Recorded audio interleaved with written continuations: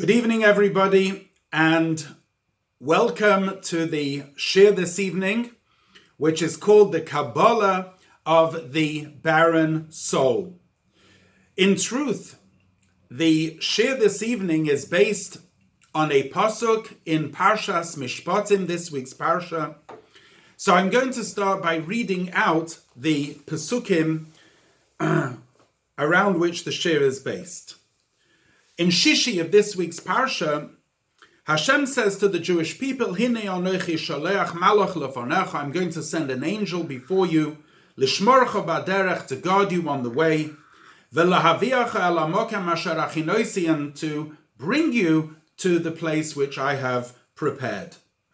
And there it says, va'avadatem es Hashem Elokeichem, there you should serve the Lord your God, uveirach es lachmecha ve'es meimecha, and he will bless your food and drink there.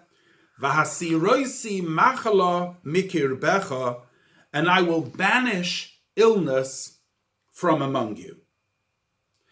And then in Shvi'i, this is chapter 23, verse 26, it says, Loisia meshakela va'Akorra ba'aretzecha. If you obey my will, there will not be a woman who miscarries, or a barren woman in your land. Es mispar yamecha amale. I will cause the days of your life to be full. There is a very beautiful maimah of the Altareba in Torah Oir in this week's Parsha called Loisia meshakela ba'aretzecha. And in addition, there is a very avodah maimah. That means a discourse from our Rebbe, which was said, Shabbos Parshas Mishpatim, Shabbos Mevarchim Chedesh Adar, in Tofshin Yud based in 1952. And tonight's shir is going to be based on the Altareba's Maimah, but primarily taking out the Avodah from the Rebbe's Maimah of 1952, Loisia meshakela. What does it mean, an Avodah Maimah? Many discourses in Chassidus focus on Haskalah, on the intellectual understanding of the concept, be it something in the higher worlds or be it something in reference to the Torah. However, primarily the focus of Chassidus is not the Haskalah, is not the intellect which is within the concept, but it's how that affects the person, how there is avodah, how that leads a person to avodas Hashem. And certain landmark mamorim are in fact clearly in that line that they focus on the avodah, and this is one of them. Loisia meshakela Tofshin Yud Beis 1952 was a maimah which stands out as being very focused on our avodas Hashem, and be'ezras Hashem, with the help of Hashem this evening, we will try and roll it out for you.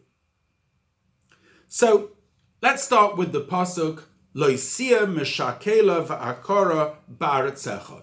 There won't be a woman who miscarries or a barren woman in your land. Now, of course, that is a literal blessing, but everything in the Torah also can be translated in its spiritual dimension. And when we say Loisia meshakela v'Akorra ba'aretzecha, it actually has two implications and two meanings. Loisia can mean it's a command, there should not be, but it can also be a promise, there will not be. And both of them together, when we fuse both those translations together, what it means is if you will do what you're supposed to be doing, then there will be no miscarrying or barrenness in your land. And if you have a look in the verse, it actually addresses three key areas: Bonei, Chaye, Umazone. Bonei, children, saying that there will be no infertility or miscarrying. Mazone, food, as it says, Uveirachas lachmachaves meimach, Hashem will bless your food and drink. And Chaye, and health. It says, V'hasirosi machla mikirbecha, that I will take away any sickness from among you. So in other words, Hashem is promising us that if we do our avodah properly, then we will have a blessing in bonei, in children, in chaye, in health, and in mezoneh, and in livelihood and in sustenance. How do we achieve that? Says the pasuk, Va'avadtem es Hashem Elokeichem. You should serve the Lord your God. What type of avodah is this? When it says, V'hasirosi machla mikirbecha, I will take away the sickness from among you, what type of sickness is that referring to?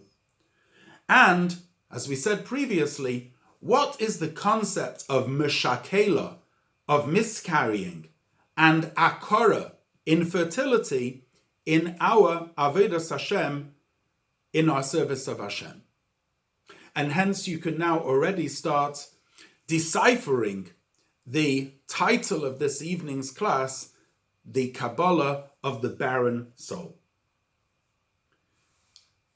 Reishis ha'avodah ve'ikra v'sharsha, says the Altareba in Tanya, chapter 41, which, by the way, the beginning of chapter 41 in Tanya is such a key passage that the Rebbe instructed many people to learn it verbatim and to repeat it wherever they were, especially when walking in the street, and said that this is a segula, this is auspicious to ward off any extraneous thought, any invading thoughts, and it's mechazek, it strengthens a person's yirah shamayim, fear of heaven. So there, in the beginning of chapter 41 in Tanya, the Altareba says that reishis ha'avodah, the very beginning of avodah, ikra v'sharsha, its principle, its root, is Kabbalah's oil, the acceptance of the yoke of heaven, yiras Hashem, the fear of heaven. In other words, there, the eved, the servant who serves the master,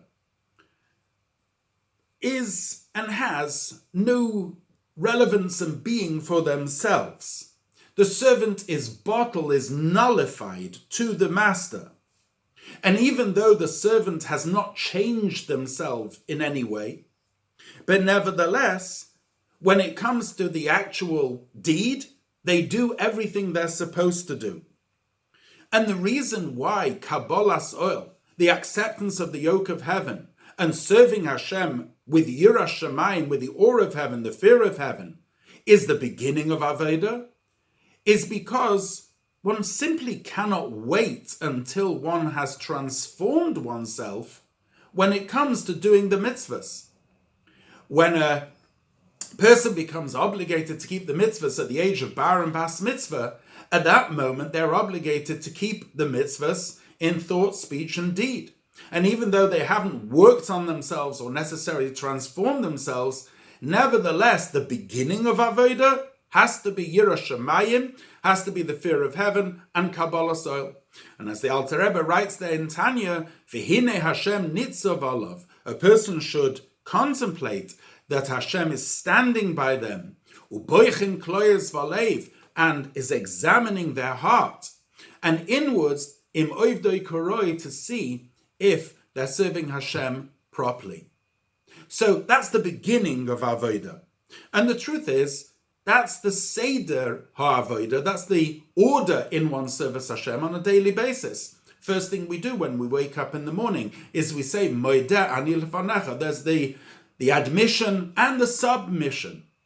Similarly, when we start davening, even before we've got into any meditation during the Pesukei de Zimmer, the verses of praise and the blessings of Shema and the Shema itself, we start off with Hoidu Hashem, by a thanks to Hashem, a submission to Hashem. That's the beginning of all Avodah. Nevertheless, when we say Va'avadatem es Hashem Elokeichem, you should serve the Lord your God, that Avodah primarily refers to the Avodah of davening, of tefillah. Like the Rambam says, that davening is a mitzvah because it says, Va'avadatem es Hashem Elokeichem, Ezoi hi avodah shebelev, what is considered avodah of the heart, zu tefillah. When we talk about avodah, that means tefillah, that means davening.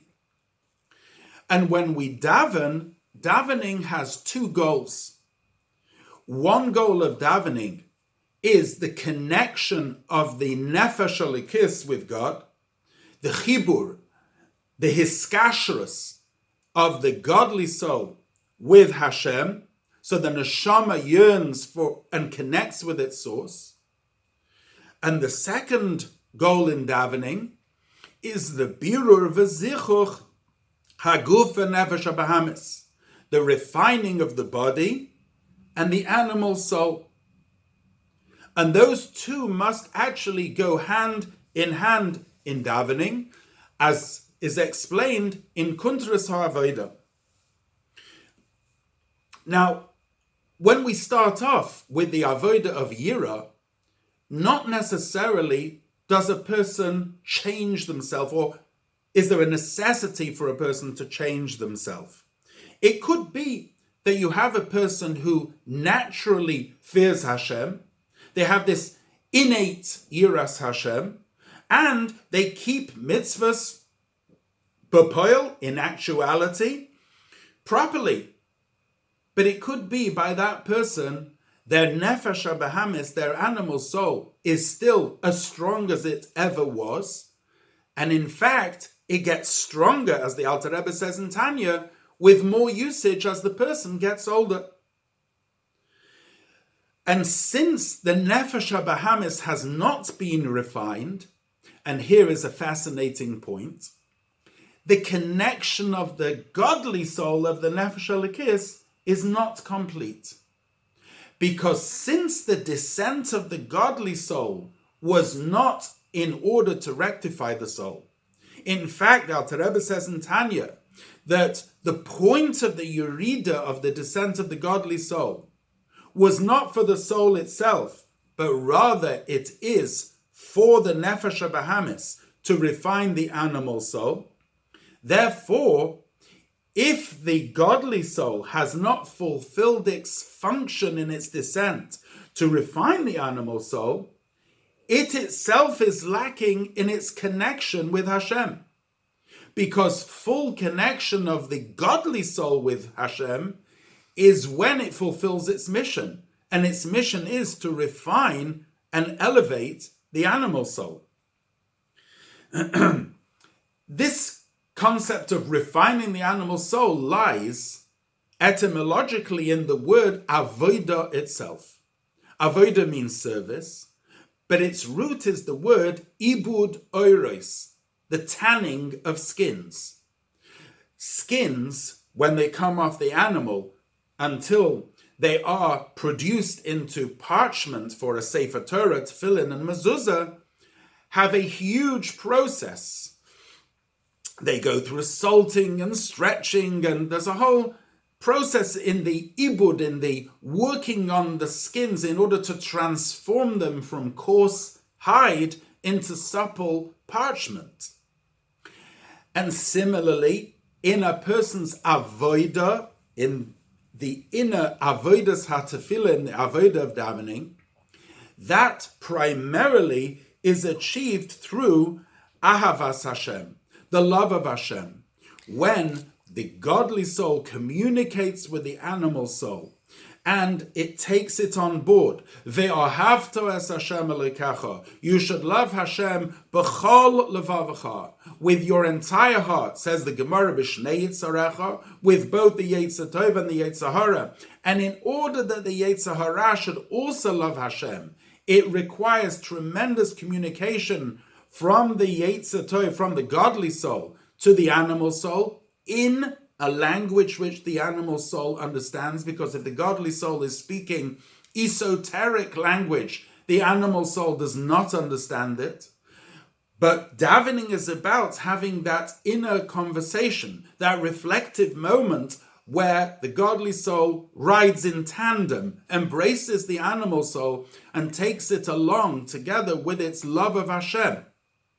B'chol levavecha, uv'chol nafshecha, with the entire nefesh, uv'chol mo'idecha, and ultimately to the point of mesiras nefesh. Now, that's true avodah. When you have yira to begin with, developing into a very passionate and fiery ahava, love for Hashem during davening.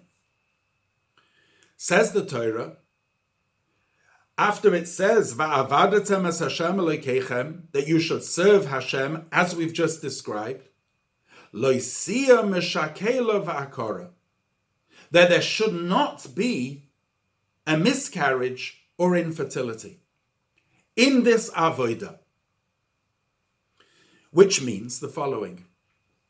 Akorra means that it can't bear children. The children which we're referring to here are the children of Ahava and Yira, love of Hashem and the awe of Hashem, because those are the children of hisbonenus, of meditation. Because when it says in the Torah, ve'ohavta, how is it possible to command an emotion? You can't tell a person that they have to love. So the command is not to switch on an emotion, but rather it is to meditate. And when a person meditates, that will arouse commensurately with the meditation an emotion. And ahava is correlated with a son, as it says in the pasuk, Zochar chastoi, and Zochar can also be read Zochar, male, chesed, love, is connected with the ben, the son, and yira, fear, is connected with a bas, with a daughter. As the Gemara says, bas simen lebanim. If a person has a daughter first, that's a sign that thereafter they will have sons. Because first is yira, which is the bas, the daughter, and then you have the ahava. That's the seder and avodah. You start with yira, as we said before, reishis or avodah, which is the beginning of avodah, and then you progress to ahava. First, there is the bas simen lebanim. Now, Akorra means a barren soul is a soul that doesn't bear any children. It doesn't bear any ahava v'yira, any love or fear for Hashem. It doesn't feel. Meshakela, a miscarriage, means it could be that it does bear, but it doesn't last. It dissipates. It's not true. It doesn't last. And therefore, Loisia meshakela va'akorra ba'aretzecha can be translated in its inner spiritual avodah dimension, that in your service of Hashem, you shouldn't be in a place where you're not bearing any love or fear for Hashem. And even if you do bear them, don't miscarry it. Don't lose it. Don't let it dissipate. And as we said beforehand, there are two translations of the pasuk. One is a command and one is a promise, which means if you will do everything as it should be done, then you won't be infertile and you won't miscarry.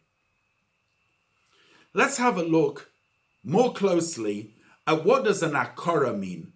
What is this spiritual infertility, the barren soul? It says about Sarah Imenu that she was barren. Says the Gemara, she didn't even have a womb. She didn't have a base vlad.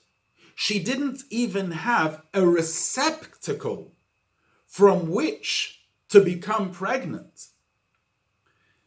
Now, in the spiritual dimension, when we say that a person is barren, they don't even have a receptacle, what this means is that they don't have what we call a hispalos sichlis.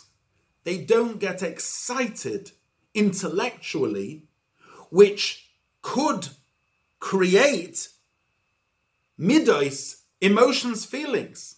Because if a person is not intellectually stimulated, then they're not going to be emotionally attracted. In other words, not only does such a person have what we call a timtum halev, a blocked, stopped up heart, but in additional, they have a timtum hamoyach. Their brain is stopped up. The brain is clogged. It is full, and it's not a receptacle. There's no hispalus haseichel. There's no excitement in the mind. What is the reason for that? The reason is because something can only be a receptacle if it has a place to receive. And if it's full, a full cup is not going to receive anything else. So if one's mind is full of rutzonos shaloi, of one's own desires, then it's not going to accept an excitement about Hashem. Now that, of course, has various levels. It starts off in the prohibited. Some people's minds are full of desires for that which is prohibited. Then it graduates to the permitted. Some people's minds are full of desires for that which is permitted, which, as the Altareba says in Tanya, is a shade mishadin Yehudoim. However, you can graduate even further. Some people's minds are full of desires of the godly soul. In other words, they say, oh, yes, this Avodah I want. This Avodah, that's not for me. This I want, but this I don't want. When a person is in such a mode, that means that they are deciding what is best for them, their own rotzon, their own desire, and their keli, their receptacle, is full. It's not going to receive anything more than what they desire. It says about a kois shel bracha, a cup of blessing, over which we recite the birchas hamazon, the grace after meals at the end of the meal. It says it needs hadacha mibifnim. Before one benches with such a cup, it needs washing out. A cup needs to be clean, empty, clean. It can't be spoiled. One's not going to pour wine into a dirty cup. One can't fill a cup that's full. And similarly, if a person has no hispailos haseichel, if a person's mind is not excited about the gadlus Hashem, the greatness of Hashem, about learning and davening, it's because their mind is full of other things. And therefore, they're an Akorra. They're infertile. There's no place to receive the child. It's a barren soul. And then you have a second level of where there is a womb, but it doesn't give birth. And the reason is because there's a timtum alev. there's a blockage in the heart. The emotions are stopped up. A person is desensitized, just doesn't feel anything, even though they may get intellectually excited, but there's a blockage there in the heart. And then there's the meshakela. The meshakela means that there's the excitement of the mind, and it excites the heart, but then it miscarries. It dissipates. It doesn't last. Why? The Altareba in Torah Or gives a fascinating explanation for this. He says a person needs to know fully, that any love and fear that a person has in their heart is actually a gift from God. He compares it to a person's earnings. It says, "Uvirachacha Hashem Elokecha b'chol asher taseh." God will bless you in everything that you do. You can't rely on miracles for income. You need to make a keli. You need to make a receptacle, a vessel for that income. On the other hand, you need to know that the blessing is from Hashem. Birchas Hashem hi tashir. It's the blessing of God that makes a person wealthy. All a person has to do is to make a kosher vessel. The actual blessing of wealth, that comes from Hashem. Says the Altareba that just like it is in the physical and the material, similarly in the spiritual, a person needs to make a vessel, a kosher vessel. A person needs, just like in agriculture, to plow and to plant and to irrigate. And then it's the blessing of Hashem that makes the crops grow, the power of the koyach hatzemech, the vegetative power in the ground that Hashem put there will make it grow.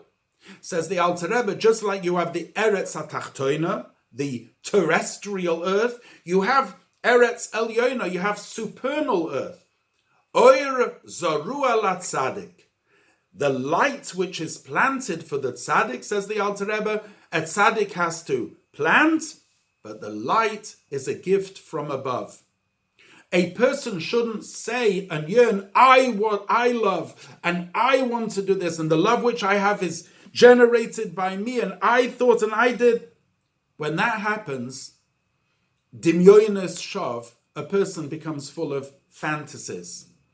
What a person needs to know is that they need to make that receptacle, and the feelings which they are granted is a gift from above.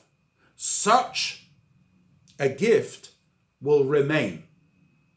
Because then a person realizes that even their love and fear of Hashem is not generated by themselves, but it is, in fact, a gift from above. Self-generated can dissipate.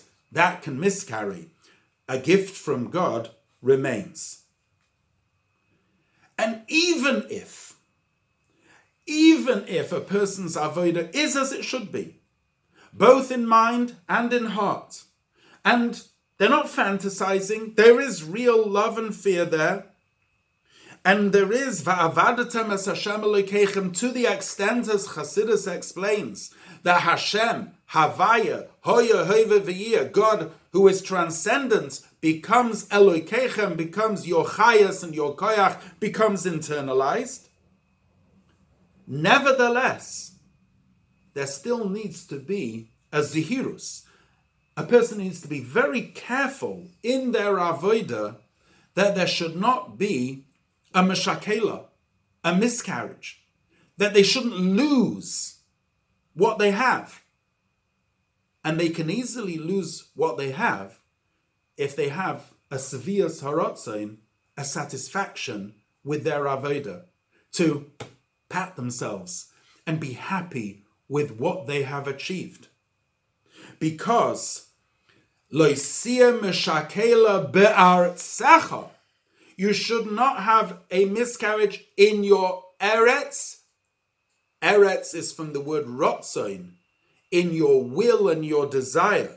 In other words, don't let your will and desires become the be-all and the end-all, and that if you have achieved, you feel very satisfied and you're happy with your level, because such spiritual satisfaction can lead to downfall, can lead to the miscarriage.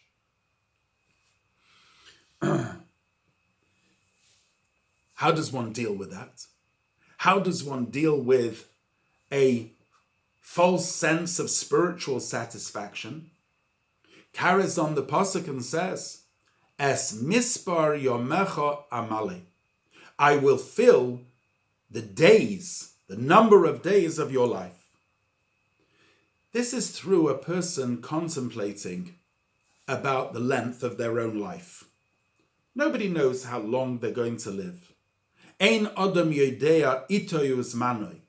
Nobody knows for how long they will live, their days and their years. And in fact, a person is given the amount of years, months, weeks, days, hours, minutes, which they actually need for their Avodah Hashem, for their shlichus, for their mission, their soul mission down here on earth. And one needs to be bar bayomim. One needs to come with all one's days. It says, V'Avram, V'Sora, Zakenim bar bayomim. They were elderly, but coming with their days. Explains the Zohar that they came with all their days. Every single day was full. In fact, one of the meanings when we say a person should have arichus yomim, they should have longevity, it means they should live a long time, but it also means that every day should be long. Every day should be completely filled with their Avodah Hashem. Every hour, every minute, every moment focused on their goal. The Gemara says about Rabbi Yochanan ben Zakkai, the great leader of the Jewish people in the times of the destruction of the Second Temple. It says about Rabbi Yochanan ben Zakkai, just before he passed away, he said, Eini yodea be'eze derech moilichin osi. I don't know which way they're going to take me. In other words, are they going to take him to heaven or, God forbid, to the other place? And of course, the question is asked, how's that possible? How is it possible that a man like Rabbi Yochanan ben Zakkai, who was full of Torah and Avodah and Yiras Hashem, a person who taught thousands of people Torah, how is it possible to say of such a person, how could he say of himself that he didn't know which way he was going? There are many explanations. However, one of the explanations is that Rabbi Yochanan ben Zakkai was so immersed in his shlichus, in his mission, he didn't have time to think about his level. He was so busy doing what he needed to be doing, taking care of who he needed to take care of. He didn't have time to think about his own level, where is he up to? And only at the end of his life, he stopped. He realized this was the full stop at the end of the sentence. And then he said, I'm really not sure, because it could be outwardly it's like this, but what's doing in my inner core? And I'm not sure where they're going to take me. In fact, when a person contemplates not just a wasted day, hour, minute, second, when a person contemplates that they're not doing what they're supposed to be doing, this actually is tantamount to a merida b'malchus, a rebellion against the king. Because if the king gave you a place to guard and you're messing around and you're not doing what you're supposed to be doing, that's a rebellion against the king himself. And so consequently, if a person's asked, which level are you on? Where are you up to? The person says, I don't have time to think about that. I'm so busy doing this mitzvah and doing that mitzvah and learning this and teaching that and so on and so forth. Es mispar yomecha, that number of days, if a person thinks that way about utilizing every single day and questioning themselves, have they actually used their time in this world properly, that will for sure lead them that they won't have any self-spiritual satisfaction. It will lead a person to a bitter realization that there was a lot of wasted time and resource. And so, when a person serves Hashem with loisia meshakela va'akorra baratzecha, not having a barren soul, not having a soul that miscarries and no continuity of their avas Hashem and yiras Hashem, or baratzecha, not having a spiritual